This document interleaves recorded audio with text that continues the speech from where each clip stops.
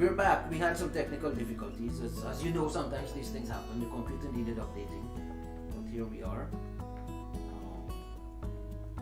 Let's just make sure the sound and everything is okay. And okay, everything is good. Yes. So again, let's reintroduce ourselves. Ignore the video that went before if you're on our Future Stars page and of course YouTube and wherever you're seeing the video. Ignore the past 1 minute or 2 minutes, was it? But this is the real video because we had the computer decided to mess with us on this wintry day in November. We're still in November.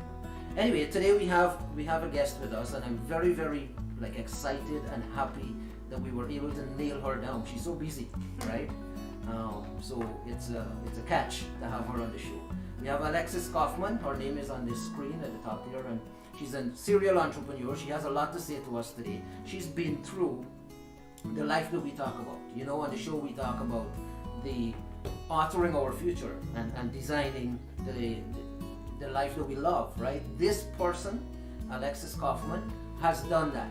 She has moved. If you believe your life is going through a hard time, just like we talked to, your story actually, Alexis, is similar to Dan Carter's, the mayor of our city, in that from a young age there was a lot of adversity and challenges and stuff to overcome, and you guys achieved amazing feats, and that's what we want to talk to you about today. I want our audience to believe that no matter what they're going through in life, they can live the life that they love. They can author their future and design the life that they love.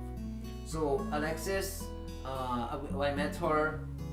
We met as business people in our city, Oshawa, but she's much more than a business person. She's got a very humane side, a very human side, and we actually connected on the level of books and life coaching and wanting to mentor people in not only in business but also in life. That's how she is. She's not only into business but life itself.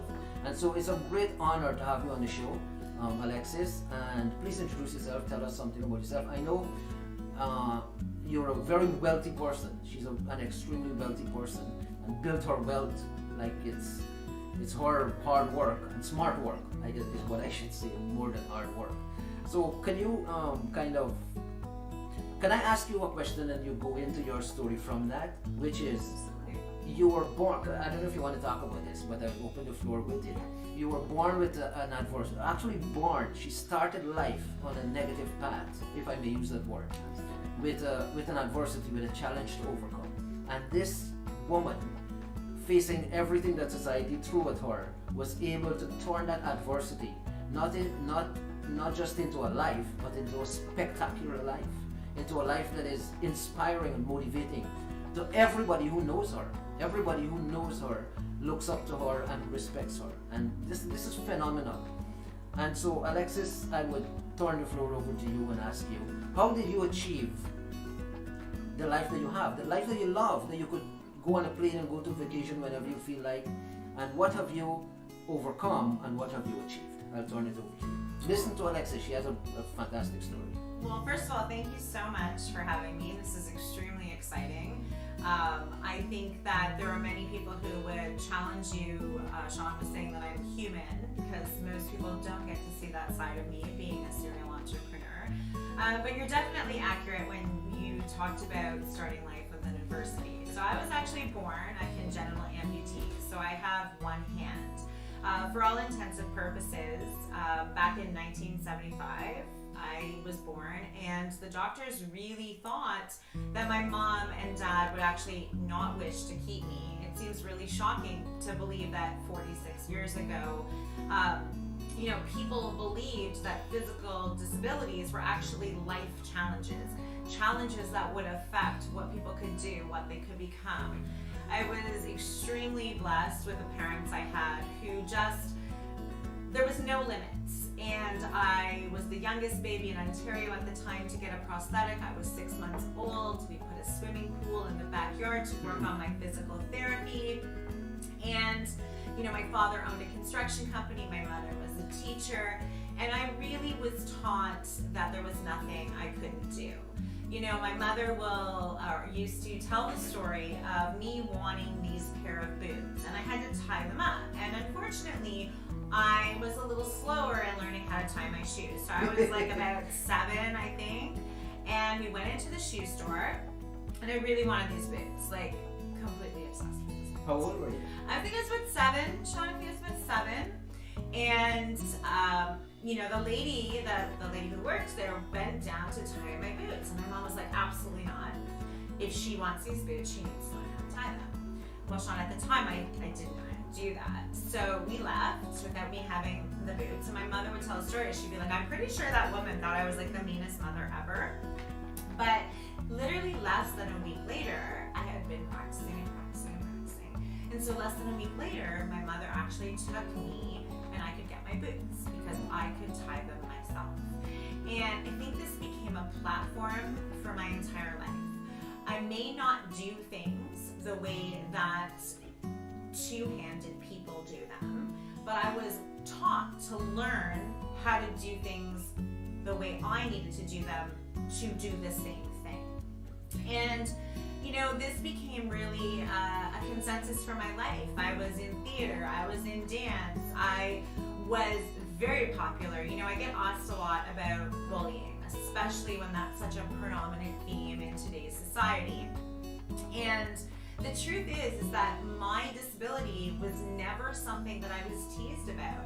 And I credit that to my parents and to the foundation that I was given that made me aware that I could laugh about it, I could make jokes about it, I could make people comfortable about it because I was comfortable about it. I could embrace my difference and what made me unique and thrive because of it. So definitely won't say that it was always easy, but I do think that it was very much a foundation, Sean, that made me who and what I was to become. What have you become? Well, that depends who you ask. In terms of one of the things that we deal with on the show is we have 4 W's that we have in our magazine, the Millionaire Mindset magazine. One of it is wealth, wellness. The second is wellness. Third is worthiness, and then wisdom, which is enlightenment and all those things. You have achieved a lot in all 4 areas, obviously. Yes. But also you've achieved beyond the average, is what I would say, in terms of wealth. Can you tell us what you've achieved so far, if you don't mind? Yeah. And I mean, the information is online anyway, but if you could tell us that, it would be great. Just to show how you overcame having to tie your shoelaces with one hand and learning to do it, that kind of perseverance and doggedness, it's what makes life, right? What have you achieved? What have you become in terms of wealth? Not in terms of wealth because of money, and you talk a lot about this, that life is not about money. Right. It's about abundance, right? It's about living a certain lifestyle. But can you tell us what you achieved in life? Well, I mean, I think that wealth is subjective, and we've talked about that, Sean, about how I feel about it's not always a dollar figure equation. I can tell you that it's been from taking incredible amounts of risk. I can tell you that it's from giving amounts of sacrifice. When I made the decision that I wanted to be a commercial designer, I wanted to be in real estate, I wanted to build communities, I wanted to leave a legacy. That was my whole thing. I wanted to leave something and help, and not just help women, although a huge part of my platform is women empowerment. Definitely that's a huge piece, especially being a woman in construction. I've seen, I've lived, I've experienced a lot of things that I don't want another woman in the future to have to go through.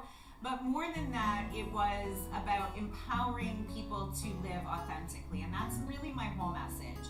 And authentic means being yourself, and really, to go deeper into that, it means doing what you have to do for you. And so, yes, I do have, together with my partner, a very significant real estate portfolio in Durham region. How big is your business? Tell us. Let's. So we have a $55 million real estate portfolio in Durham region. We obviously own Love 2 Millwork, which has become a significant player in the cabinetry business, which is a huge achievement. We did pivot that business to go into a dealer model. We do a lot of raw good cutting, really changed the whole model. One of my pride and joys is I did build one of the most epic cabinetry galleries in actually Ontario. As the model has changed and we now welcome so many dealers, across Canada, that gallery will actually be decommissioned. But again, it's an achievement. It's part of that wealth. As businesses grow, you have to be able to evolve. You have to be able to change. Part of that mindset that, Sean, you talk about is being able to realize that in evolution, you will require different versions of yourself and different acceptance that some things are just meant to be created. Some things are just there and they happened and you appreciate them and value them and honor them, and they're just for that season. So we also have Rockhedge Investment Group BIG, which is a real estate renovation company. We focus on multi-residential rehab. So we get a lot of new landlords who just really don't know how to be a landlord, how to deal with landlord-tenant board, how to deal with tenants, how to really take this property that they were told, has this great upside. Because a lot of real estate, right, as we talk about the upside in real estate, and everybody wants to be in real estate because people see real estate as amassing generational wealth. And that is 100% true, but there's a huge sacrifice to amassing that generational wealth. And we really work with landlords who have an undervalued property, who, have slow rents, who have tenants who are challenging, who also have a building that needs significant capital improvements. We have that, and obviously the last thing that we have just done is Urban Market Oshawa, which is probably one of my greatest prides. We put together a very unique local makers market experience, which is unlike anything else in Durham region or the province really. The maker local shopping movement is very huge, but we wanted to put a different spin on it. So we really wanted that whole work and community vibe. So where there's a lot of content creation opportunity, photo shoot rooms, but more importantly, it's a place for community. Every weekend at Urban Market, there are family events that are free. Kids come, especially during the Christmas season that we're talking about now, Sean. Kids come and there's letters to Santa, and there's Christmas cookie decorating, and there's local shopping experience that is high-level luxury shopping experience, and there's affordable. And it all mixes together and creates this one-of-a-kind, unique experience that really drives community. It drives that changer. So, financially, we definitely have been blessed with that. But, to be truthful to your viewers, there were times when, we had to roll laundry money to put gas in our cars. There were times when, we max every credit card, or we use B lenders to be able to complete a renovation on a project because nobody else really saw the opportunity. And so you had times when you didn't have money to put in your gas in your car. Absolutely. I were times. What are some of the struggles you faced, Alexis? There were so many times when being able to amass this kind, people always say to me, especially when I do my coaching with them in real estate, they're always like, but I don't have the money to start. And that's, it's just really an excuse. Because you will find the money when you want it bad enough. You will sacrifice, you will go without, you will, leverage whatever channel you need to leverage, because I did. I leveraged what we call in the business B-level lenders. And these are your guys that are, if you don't know the Hebrew word, a little bit Yiddish, shyster. These are the guys who want you to default. And it's very risky money. But what it does is they generally don't ask a lot of questions, right? These B lenders. Okay. They take higher risks. And yeah, you're paying a huge amount of interest. But if you have worked with a professional, or if you have organized your pro formas, your numbers, if you have a plan and you're working that plan and you've calculated your risk assessment and you've factored in your contingency of what's the worst possible scenario, you can leverage this type of funds, other people's money, bringing in investors, that is also an option. And then once that property is stabilized, cashing out those investors, and, then you own the property outright. Okay, Alexis, we don't want to do business coaching. Oh, sorry. On the show, you want to business about coach, this. contact us. but I get where you're coming from. But I would like you to talk about your struggles, some of the struggles that you had to overcome. Here is one of the things I noticed with a lot of people, especially as a journalist. You meet people and talk to them. People are stopped by their struggles. Yeah. They face a challenge, they go into a store and get a boots and can't listen it up. They back off and say, I can't do this, right? Yeah.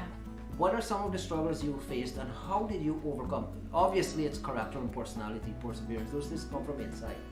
Maybe some people are just born with it, right?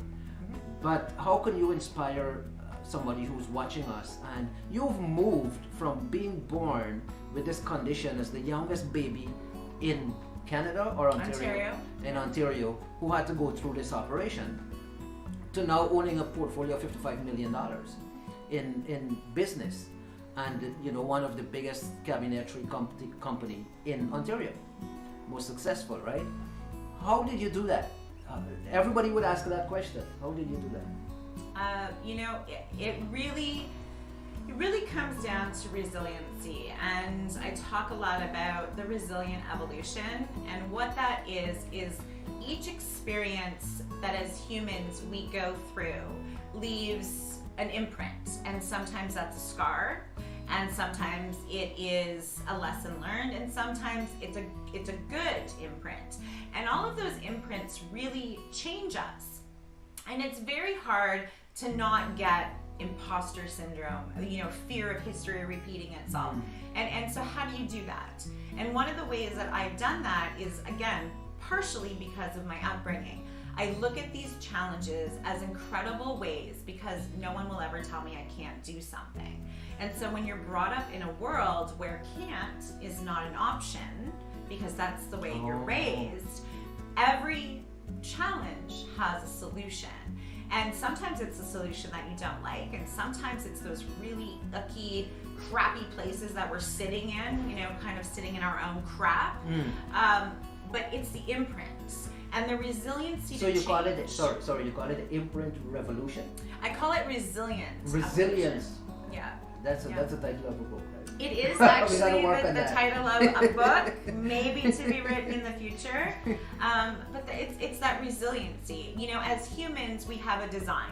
We have a design about the way that we communicate best, right? Some people are manifestors, some people are projectors. I am a manifester, right? Which is one of the smallest categories of people out there. Wait, can you go back that again, please? Human design? Yeah. So each of us has a design or an imprint, and in this design it really says kind of who, what we are. And so when I did this course and I did this education, it turns out that I'm a manifester. So for me, I'm all about the big ideas. I'm all about seeing the big goals, seeing the big destination, overcoming those challenges. I come up and I feed a lot of people who are, generators and projectors. And if you don't know about human design, I really, we should do another show just on that.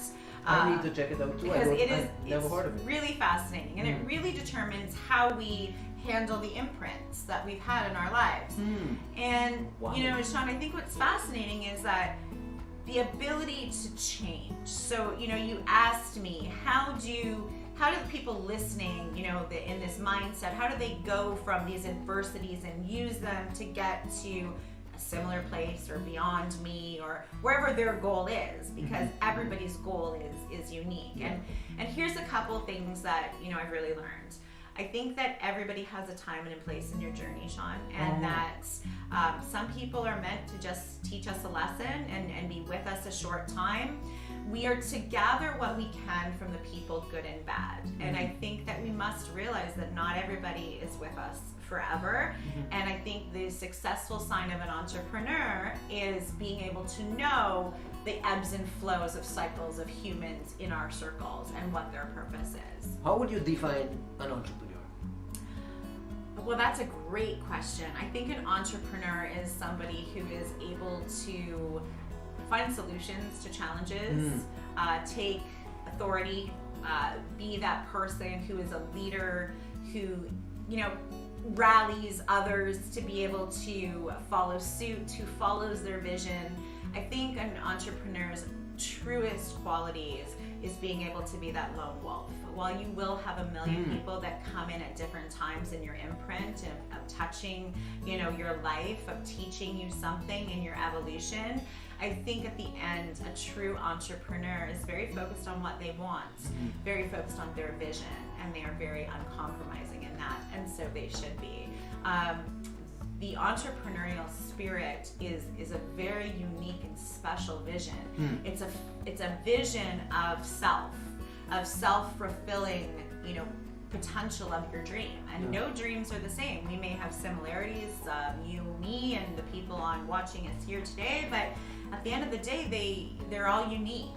And being able to, translate that uniqueness, I think, is the entrepreneur's greatest strength. What drives you? What motivates you? I've been asked this a lot, and okay, so no, it's okay because it changes all the time, Sean. Truthfully, oh yeah. When I was younger, being able to take care and give back to my parents was a driver. Now that I'm older, really making a difference in the community, especially for young children, young women, young entrepreneurs. Being able to understand kind of the insanity of the vision of the dream. I think one of the things that sets me apart is that I love out of the box ideas. I love people who are willing to take risks, willing to be authentic. And it really drives me to be able to create that legacy. And the other thing that drives me really, Sean, has nothing to do with wealth or financial being. It really is the ability to give. So charity and philanthropy are a huge component of who I am, what I do, and what I believe in. And I believe that when you are blessed and getting to this place of where you have the opportunity, you have to give back. And so I love being able to give endowments, and we did some things with Ontario Tech with bursaries and scholarships to women in science, technology, engineering, math, and that really excites me, right? Being able to make that kind of difference is a huge driver. One thing that struck me, Alexis, a lot of business people, especially entrepreneurs who have been successful, are hard-nosed money people. We're after the money and after the profit. You're different. You have a human side to you, and which appeals to the writer side of me, because I thought this person has so much humanity, right? That's one thing that struck me when I met you, but also you're a power woman in the community in which you operate. You've been able to rise through everything, including the way the society operates, a very patriarchal society, all those things. Maybe you can talk about that too. As a woman, how did you overcome such things? But also, so you develop your wealth, you cultivated a place in community, became a power woman, and now you're even stepping out to become a mentor and a coach. So one thing Alexis is doing, and maybe you can talk about this, is to set out to mentor and coach people in how to achieve the life that you love, the life that you desire. And that's why we have her today, because that's what we're about, right? The designed life, authoring our future. How did you come about to see beyond, your vision is way beyond business? What do you think caused that? Well, first of all, money ebbs and flows. And if money is always the goal, you can't survive the cycle. There will be times where it's there and times when it's not, and it's a cycle. But money is also energy, and the more you need and want it, the more you repel it. So it's really all about focusing on the tangibles, right? I can be a better salesperson, or I can buy my first piece of real estate, or I can open my small business, or I can write my book. If you focus on the tangible of what you can control, and you do it from a place of authenticity, the money flows. And when the money flows, it's that energy. And suddenly you find yourself, more financially stable, more, if they talk about manifesting, right? Everywhere you look on Instagram, it's talking about manifesting. Manifest this, listen to this jingle and you'll manifest. I don't quite think it's as gimmicky as that. I think in truth, it's in our design. And that's why, again, my coaching about the resilient evolution, very much like Sean just said, is about how the resiliency is our imprint. and the evolution is the constant change. And in order to succeed and live the life you want, it isn't about for me to tell you what life you want. It isn't about for Sean to tell you. It isn't about anyone, right? You get to choose. And if living the life you want, doesn't have to be this grand scale. It doesn't have to be the mansion and the jets and the whole, I call it the whole social media complex, right? It can be whatever you want, but it has to be, it will be a combination of everything you've lived through. It will be a combination of every experience, your story, and your evolution. And when you get into really understanding that resiliency is to be prized, that uncompromising spirit is a gift. The fact that you authentically can tell people, no, I'm not interested. Huge blessing. Being able to have clear boundaries. It is the unevolved person who provides judgment to those. It is not someone, when you meet someone, Sean, and that person gets your boundaries, or they get that, you've been through your experiences and you're, very authentic when it comes to, saying how you feel and what you think. It is only the uninvolved individual who seeks judgment in that. And they are not part of your journey. And the hard part is being able to understand that, you can't just sit by the lake and read positive affirmations. I know because I've tried to sit by the lake and read positive affirmations. You have it. You have to do the work. You have to do the work. You have to understand, why did I react? What are my triggers? In order to be truly successful in whatever acumen you're looking for, you have to understand the imprint of every experience, good, bad, or indifferent, because all of that involves who we become. Right? And who we become changes. I laugh. People are like, oh my gosh, yeah, I knew Alexis like 3 years ago. And I'm like, honey, then you didn't know me. Because I am not who I was. Absolutely, I change constantly. I evolve. I have made mistakes. I have come out of situations and went like, shit, I wish I did that differently, or I didn't like the way I did that, or I didn't like myself when I did that. And I let it go. I forgive myself for that learning, and I think that's important. Forgive yourself for the mistakes. Forgive yourselves for the times when you didn't do it the way you would do it now. Well, how the heck can you do it the way you do it now? You didn't know. You hadn't had that imprint of that resiliency, that imprint of that knowledge, that imprint of being able to say, this is who I am. So I think grace. Absolutely give yourself the grace of, realizing you're going to change, Sean. You're going to change what you want today versus what you want tomorrow, versus who you are today versus who you are tomorrow. And there are people who'll be with you on that journey, some of them for a lifetime and some of them for a short time. Well, I'm glad we have somebody who's really achieved, $50 million business, right? So she's achieved what we talk about on the show, and you guys hear me, whoever's listening to our show, and the regulars hear me drone on day after day because it's a daily show, right, Alexis? Here is somebody actually with a different voice, a different story, saying what we've been saying, right? Proving to you that this is possible, that you can live the designed life, you can design the life that you want, despite whatever adversity you face. And you can also live, you can write, and we have this thing, which is the essence of what we're doing. We say to people, and we do it as well, we can author or write the future that we want, that we desire. What do you say to that? I say absolutely.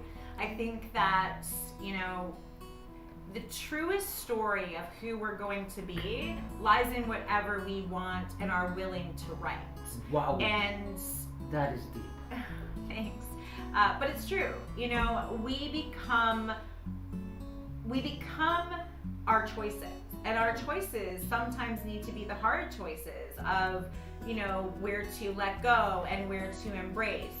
And the truth is, you can have a $55 million portfolio, you can have a $100 million portfolio, you can have a private jet, you can have whatever you want. Whatever you want is personal to you, and it's not my story and it's not, Sean's, but it's giving you the tools. And the tools start with being able to accept what was and understand what is, where are you, what do you need to deal with, what do you need to change, what do you need to work through, what are the scars that are going to help or hinder, and decide who you're going to be.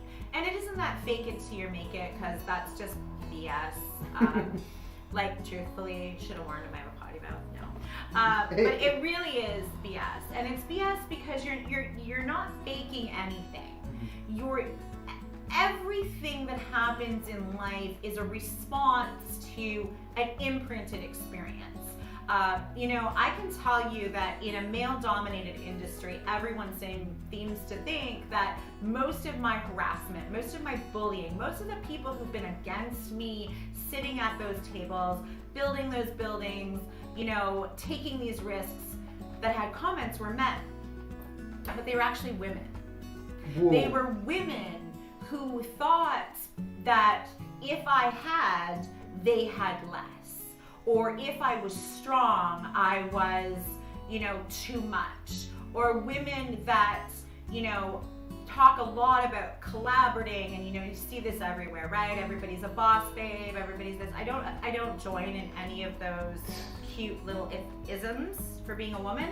I'm an entrepreneur. Whether my gender is irrelevant, I am a powerful business person, and I think that being in business, especially in a small community, it was a real challenge for me to understand that a lot of my discrimination came from women who were supposed to be uplifting me. That is so surprising. Yeah. It's surprising to hear. It was absolutely surprising for me as well. I found, really a lot of the men I worked with to be, and I'm not saying I did not experience discrimination over, 20-something year career, because Miss Clairol and Botox, but I did. But really, it was a threatened, right? And I could respond to that. I could understand. I could deal with it. And I can only remember one experience in my career where it was anything but just something that needed to be talked through. But with women, I found it to be this high schoolish mentality that I moved past long ago. And I really think that women, which is why I target so much of my coaching to women, because women have the ability to be the biggest change makers. No disrespect, gentlemen, we need you, we love you, we appreciate you. But women have the ability. We are, modeling future, and it doesn't matter, future, whether it's young women or young men, women are really the guardians of leadership and the guardians of communication. And so much of this is running through the power of women.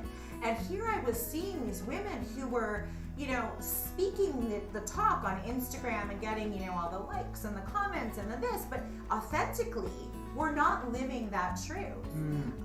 And one of the things about me in this whole resilient evolution and this involvement is that we have to speak authentically.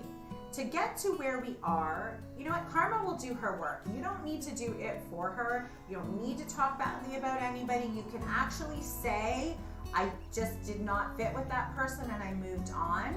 I think it's important because as we talk about, Sean, we talk about in this lifestyle, you don't want cattiness and gossiping in your lifestyle. And you have to be willing as a serial entrepreneur to design the life you want of being able to remove yourself from that. And I think that's vitally important. But we live in a world where, even me as a journalist, right? I have my foes and my friends and my fans. Yeah. We all do. But this is what life is about. It's about overcoming the challenges and the negative people. And you walk down the street and most people would be negative, right? In life, that's how things are. But at some point, you're right? We have to decide, make a decision and a choice that is not going to stop me. Right, and even further than that, it's not that it's not going to stop you, it's that it doesn't involve me. You know how when you were a little kid and your parents would be like, you don't need to comment, it doesn't involve you, or stop listening to what they're saying, it's not your business, that kind of thing. We'd all get told that. You really need to remember that as an adult. Every conversation in every room is not for you. Every moment of opportunity is not for you. We read the quotes and we need to start really living what they mean. You know, I truly believe in one of the largest and known quotes is that, you know, what is meant for you will never pass you by, right? And that's true. And when you live by that, when you really live by that, you realize that you can watch other people get something that maybe you want, or take an opportunity, or get recognized for it, and you keep getting non-recognized, or you know, you see somebody have more likes or more followers, or her book got published, or he bought that building, or whatever it might be, and you start to, you get that, you know, like fear of missing out. But the truth is that it's not coming for you, and you have to really, you know, mind your own business. I know that sounds silly and so simple, but you have to focus on your goals. The rest is a distraction. It's a distraction that's going to throw you off your mark. It's a distraction that's going to weaken your armor. It's a distraction that is going to get you not where you want to go, and instead it's going to get you in a loop of someone else's agenda that you now become a part of. And that's again why I talk about that authenticity. What do you have as a boundary? What do you have as a hard line? What do you have as a maybe? And most importantly, Sean, you know, the thing is, what are you willing to do and go without and give to get where you want to go? That's important. But you mentioned some things like people have the perception, Alexis, that to achieve big wealth and a life of abundance and all the things you've achieved in life, that you have to be, the small things are not important, that you're somehow superhuman. Yeah. That everything is, and the person, a lot of people think, oh, we can't achieve this because we're not that, you know, big thinking or whatever it is. But you just dwelt with a lot of small-mindedness, right, in people. How the simple things, you call it, and the small things of life, how important are those things to consider as we build our life? You know, self-care, and believe me, when I was in my 20s and 30s, I really scoffed at it. Really? Absolutely. I was all about the, you know, the 90-hour work weeks, the drive, the hustle, and you know, the do what needed to be done. And I look back now and I'm like, no. It is the small things. It's the small wins, right? It's the authentic engagements. You know, you don't need to be liked. You need to be respected. You don't need to have followers. You need to have truly engaged. You know, social media is the tentacles where we reach out and we capture on, and if we're lucky, we capture 2 or 3 authentic relationships. Authentic relationships that we can learn from, we can leverage, or we can, you know, cohesively benefit. And the rest is just kind of that filler, right? When we lay at night and we want to watch TikToks about cute puppies, which drives my husband crazy. But anyway, you know, at the end of the day, the small things are the biggest part of the footprint. You know, when you look back on your life, it's about the little things. And those little things add up to be big things. Taking small steps of networking, taking small steps of doing a podcast, taking small steps of, you know, picking up the phone, or, wow, I just dated myself, picking up the phone, sending a text message and saying, you know, hey Alexis, hey Sean, can I have, you know, 15 minutes of your time? You know, realizing that you will find these connections in the most unexpected places, and you need to be open to them. And I think you also need to realize, as you go through this journey, of realizing that not everyone is for your greater good. We need to realize that we cannot change other people. We can only change ourselves. The only one that we have control about our reaction, our triggers, our goals, our dreams, it's our own. It's personal. If you're in a relationship, you know, it's a discussion, it's a couple, you'll have couple goals, you'll have couple visions, but it's really coming down to realizing that, you know, the line forms around the building, Sean, for people who are not my fan. The line forms around the building for people who are. I have my circle and it's tight, and it took me a very long time. I went through a lot of people who were not here for me.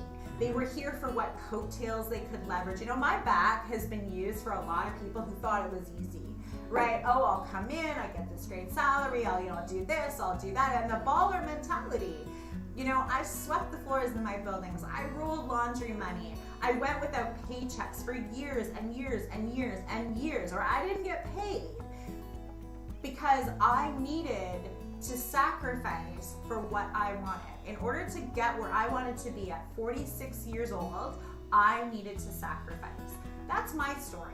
That's not yours. It's not someone else's. But I also had to learn that every single person was not for my greater good. It didn't mean they didn't have a lesson to teach me, Sean. You know, and I think everybody out there, you know, you've been hurt, you've been screwed over, you know, somebody tramped on your dreams, somebody, you know, effed you over, right? You have to let it go. That's a them problem, not a you problem. Yeah, you're right. I think a lot of people get stuck on these small things, and their whole life passes them by. It's a cycle of justification. Look, we need to be validated that we were right? You know, Sean, you were mean to me, and I need the world to validate that you were mean to me. Wow. And I think that that's it. And when you don't have internal validation to know that you are your authentic self, that you have your drive, that you have your goals, that you know what you need to do, you start to look for that exterior, you know, validation. And it happens when you get into disagreements or challenges. You know, my father used to always say business is business. And I think people are like, they use that when it's convenient because they're about to screw you over. And they're like, it's just business, it's not personal. But when you really live it, what it really means is that it's separate. It's separate in who I'm related with, right? So the people I have a relationship with in business are not the same people I have a relationship with in personal. The people who are my business allies, you know, are not the same people that are in my family circle. And I think you really start to realize that they are separate, and you need them to be separate, because the goals of family, love, wellness, travel, those squishy goals that come from the business, right? The reason we all do it is because we want something. You don't do it just because, you know, shits and giggles. So you've got this wealth, and you're giving it, you know, charity-wise, right, over here on the business side, but you're also giving it to the family, right? How does it help your family? They're separate, right? And you have to, again, going back to that evolution. In that evolution, you will determine, right, what those buckets are, and over time, over your evolution, they're going to change, right? You know. So you're not only is Alexis a woman of power, and in our city she's become quite the force, and she has actually your building is going to be the main building in the downtown core of the city. Yeah, so one of our properties has been the bane of existence for the city of Oshawa for many years. I've had many cheap seat comments from social media out there making comments of the Simcoe and King building. You know, and I think it's funny because, like, all this group, there's a specific ringleader who shall remain nameless because I just don't. But this specific ringleader, likes to, stir. And one of the things that I notice is that the community is so weak when it's divided. And one of the things that I really want to be clear in the city of Oshawa is that we have to come together. So at Simcoe and King, it's been a lot of challenges with permitting, planning, going through historical. It's been a lot, right? It's been about 2 years of being in, going through historical meetings, etc., etc. And guys, this happens in real estate. Like, you just don't. It happens in life. You know, you do, and you just don't wiggle your nose and magical fairies appear and poof, like you're that's it. You can all go home. And you know, we definitely, you know, we worked really hard to get the perfect look. Because, like Urban Market, the Four Corners is a predominant building. It's probably the most sought after piece of real estate in Oshawa right now, which is the Four Corners. We've already had several people, you know, say, hey, when you're done, we want to buy it. Like, we love this property. Like, it's pivotal in the gentrification. You know, and there's a lot of people who think gentrification is a dirty word, right, Sean? But at the end of the day, I think what's important is being authentic to a property as well. And this property needed to go through its journey to get where it's going.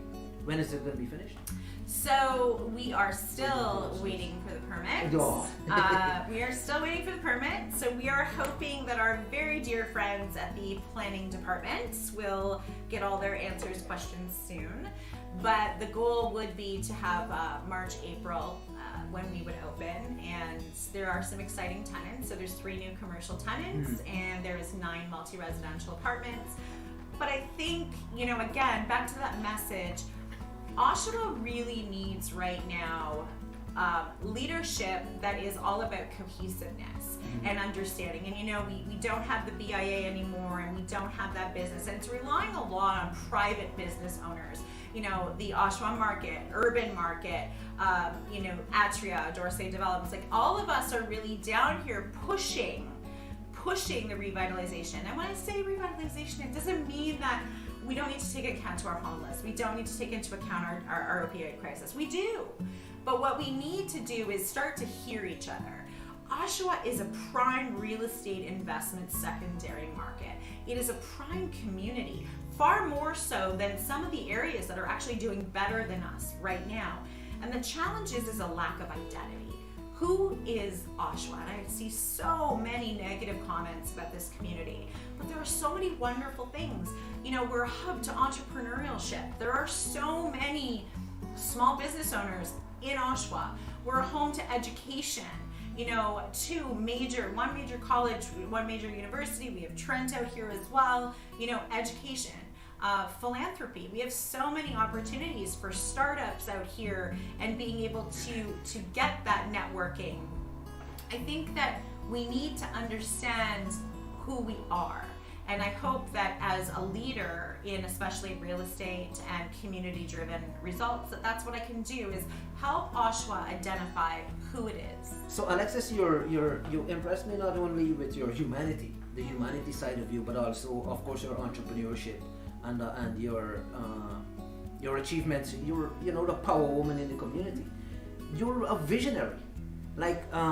You bought this building where the urban market is. It was the bank's building. The old RBC, correct. Yeah, you bought that building, Yes. You converted it into this amazing space. And was told I was crazy about 1,000,000 times. Yeah, you're a visionary, which is what I like about you. Our show actually promotes ourselves as speaking to a particular audience, which is the originators, creators, and inventors and visionaries. Yeah. You fall into that bracket. But I want to ask you something. Our show goes all over the world, not only Oshawa, not only local. But you mentioned Oshawa and the city where we live in. Let me quickly say this. The city that we live in back in the 1980s was the major General Motors GM hub for automobiles, and they employed upwards of 40,000 to 50,000 people. That's how important the city is. And the city of Oshawa where we live, well, you don't live here, I live here, you work here. This city in the industrial age, early in the 1900s, transitioned into an industrial, from a farming community into an industrial city when this guy, Sam McLaughlin, right? Yes. Converted his buggy and cart business into a car company, which became GM. I just want to say that how important the city is. Absolutely. And Alexis, you're one of the visionaries who are blazing the trail to the future. But there's something you raised in bringing up Oshawa and talking about Oshawa. You made a comment to me about local is global. I need you to explain that to me, please. All right. So when I first told him this, he didn't see it. No, I don't. But I still don't. Here's why local is global. So part of Urban Market's mandate, right? Not only shop local, support local, we see that tagline anywhere. It doesn't matter what community you're in, you see it. But it's the content creation. It's the working creation. It's the expansion creation. And what it is that local leaders create a global mindset. And when communities start to embrace global mindsets and initiative from outside their community and bring it into their own local communities, the expansion of knowledge happens. But not only more than the expansion of knowledge, the expansion of goods and services, right? We're talking, you could be anywhere. We could be coaching, you could see a product at Urban Market, you could click, you could buy it, right? Just like your books, just like my coaching. And it's that global mindset of understanding that I have as much to learn from you as you have to learn from me, and creating those local initiatives and mindset that are focused on a global economy, on a global mindset, on global issues and current events. You know, let's use our small community for an example. We struggle with homelessness and opioids right now. We aren't the only community that struggles with that. But what we are is a community in disenchantment with itself. By looking globally, we find a lot of solutions, right? And that whole local mentality that can be improved upon by focusing outside of our, incestual kind of community. And I think when you realize that, you understand when, products and services are global, coaching is global, understanding that. And when you have a healthy, thriving local economy, you have a healthy and thriving global economy. I like it. They travel, they shop, and it's synergy, right? Yeah, I get it's it. that I get it. synergy. You're right. I didn't buy the concept, but you sold me. 10 points. Definitely. Where do you see Oshawa going, our city? I think that once we claim our identity, again, as a real estate investor, I always look at secondary markets. This has been a prime secondary market for a long time. It's a prime market for industry. I think there are so many companies out there just looking, definitely Pickering got some advantages in Ajax with the Amazon facility. But I think that you're going to see a huge influx in a lot of these innovative tech industries. So what I really see for Oshawa is, again, that education, that innovation, that visionary, that tech. And so I think over the next few years, you're going to actually see Oshawa become a mecca for a lot of tech startups, for a lot of, locally minded initiatives, entrepreneurship, really that kind of expansion of mindset. So many small businesses are here, so many innovative. Urban market is a huge innovative idea. I think you're going to start to see local companies get global exposure by large brands, because I think in order to stay relative in communities, big brands are going to need to affiliate themselves with local initiatives, because people are going to realize they need to feed their economy. They need to feed their neighbors, their communities. And I think Oshawa is going to be on the upswing. I think there's some tremendous builds. I think we're going to have to acknowledge that we have some issues we need to deal with. I do a lot of talks on affordable housing, so we'll have another conversation about that one time. We have a company, right? Sells homes. I know. We're going to do some work together, you and I. We're going to do some work. But I think that really we will come out on the other side. I think that the first thing has to happen is that Oshawa must determine who and what it is. I think we need to get some younger opportunities coming in, some of these visionaries coming into our council, a real change in mindsets. And I think that change in mindset will be a fresh breath of fresh air to this community. So much hope, so much honoring of the past, paying tribute to the past, but really moving forward in who will we become. I think we're a little stale right now, Sean, not gonna lie, but I truly do believe that the innovators and the leaders and the tech opportunities are tremendous in this community, and I think the smart people are here now. And well, when you say there has to be a change of mindset, the status quo would not like to hear that. Right? Yeah. They wouldn't like to hear. Status quo doesn't like me very much, so it's okay. But you're a visionary, and this is what impresses me about you, Alexis, that I think a new future is coming with more technology and a teaching city in all the universities and colleges, like education and technology. That's beautiful. It's a good vision. And I hope we're on the ground floor. And we're getting in on the ground floor of this new future that is opening up. One thing we say on the show, I don't know your views on this, maybe you could share it. We say that the future is wide open. It's not written yet. And you invent it, therefore it's fictional. We think of our lives as reality, right? When our lives is, it's what we make it. So in other words, if you rationalize far enough, maybe weirdly, you realize that everything is fiction. We create our reality. Absolutely. We create our reality, good or bad. The future belongs to anybody who wants to dream. Wow. The future. You have some good lines. I should use them. Thank my mom. The future is really what we decide. We decide to either live or die by our challenges, by our experiences, by our victimisms. We decide to either use them, and I'm not saying it's easy. Believe me, I have family who have struggled with addiction themselves, struggled with mental health, been in rehabs. I've seen it, I've experienced, I've lived it, I carry it as a badge of honor, as a scar of remembering, as a pivot in my evolution. So I know it's not easy. I am not saying in any way it is. But at some point, the future belongs to whatever you're going to do with it. And you can choose to be a victim. You can choose to be the person who sits in the cheap seats or the sidelines. But the arena is waiting for you. And it is challenging and it is ugly. And there are days when you eat more dirt than you ever acknowledge any more victories. But I really do believe that the future belongs to anyone who dreams. And if we can tell our children that anything is possible and that they can believe in Santa Claus, I'm fairly certain we can take 5 minutes out of our day to believe in ourselves. And that's where it starts, right? It starts with believing in ourselves. It starts with believing in our goals, believing we're worthy, believing that we are worthy of all of the success, all of the prosperity, all of the abundance, and tuning out all of the people who say we aren't, because they're just not meant to be part of this journey. So, if we want to talk about it on a personal coaching scale, we can, we say, and I say to a lot of the people that I coach, if you want me to coddle your insecurities and your fears, I'm not your coach. If you want me to push your boundaries and push you to challenge yourself and challenge your bullshit and challenge your limiting beliefs, then I am. I am the woman who you will hate before you love, and that's okay.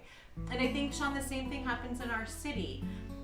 I believe, and I will challenge all the status quo, powers that be. I will challenge all the cheap seats, and I will say that Oshawa is an incredible city, that Oshawa has the potential to be on the map as a huge player in a secondary market of business, creativity, art, tech support, education. This is who we are. I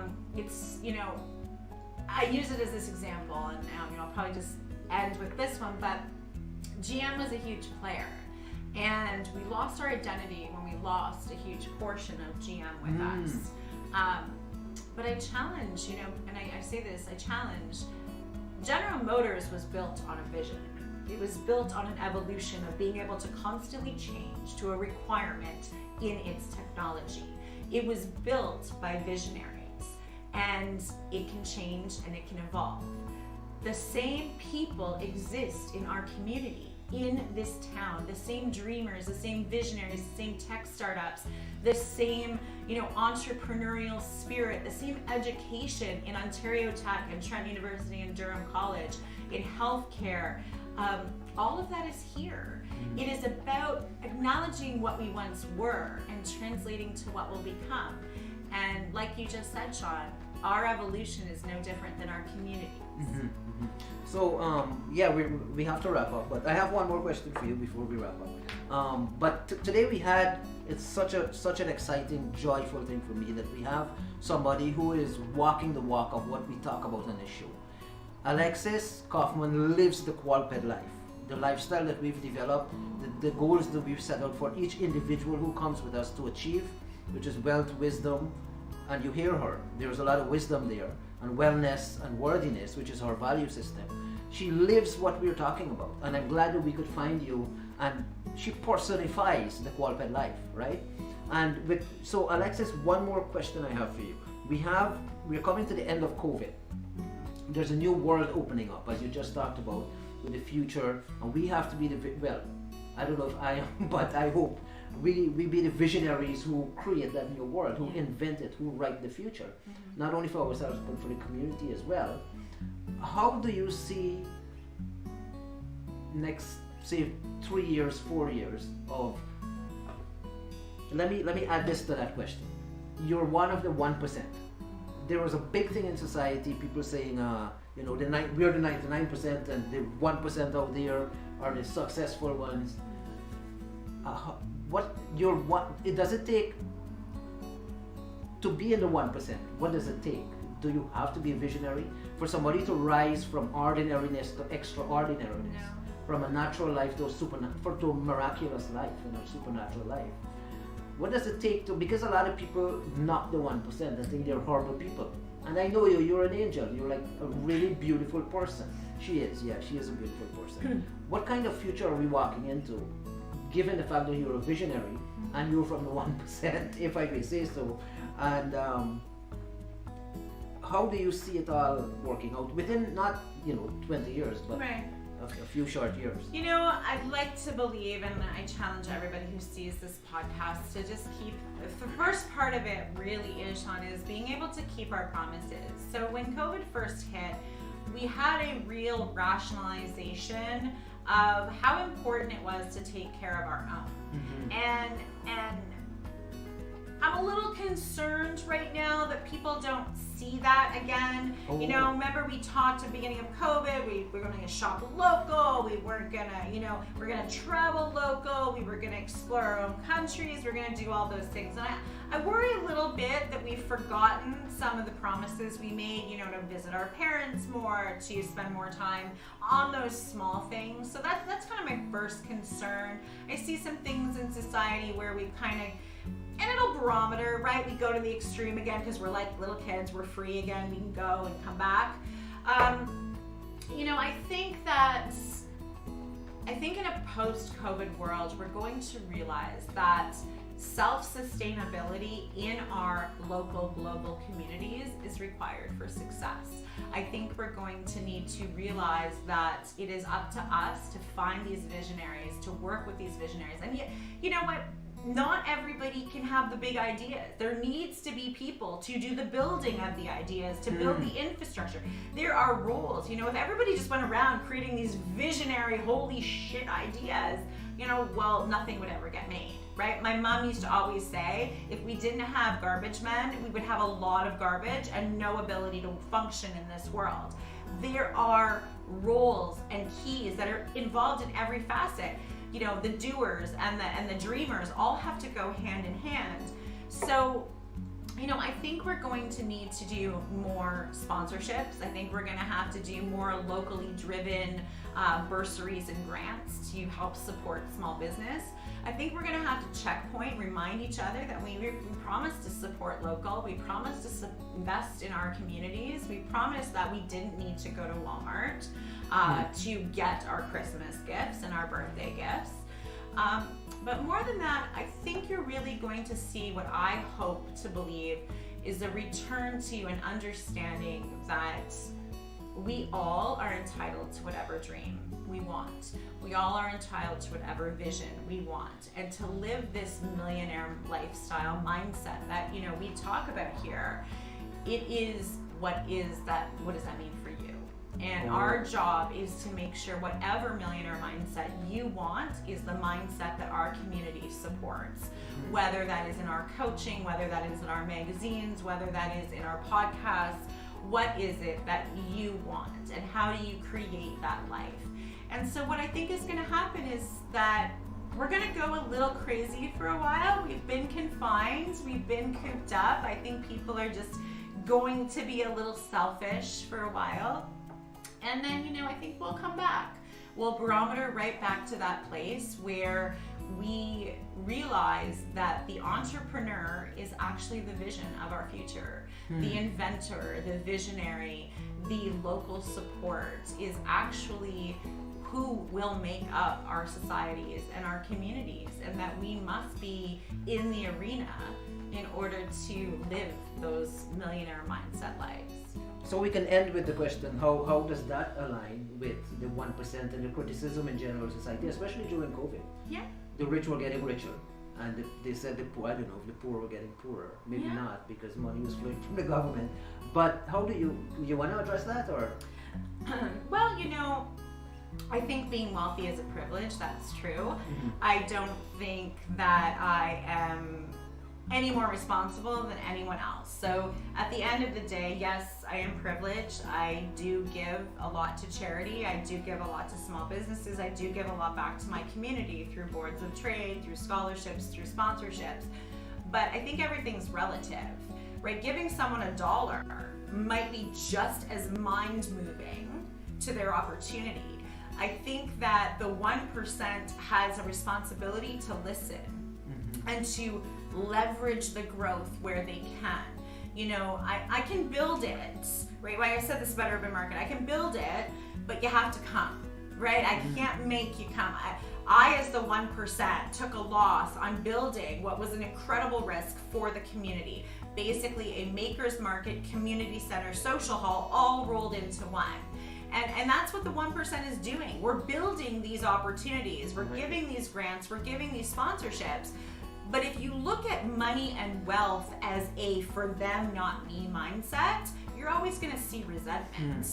You must, again, embrace the energy by experiencing people like yourself and myself and that 1%.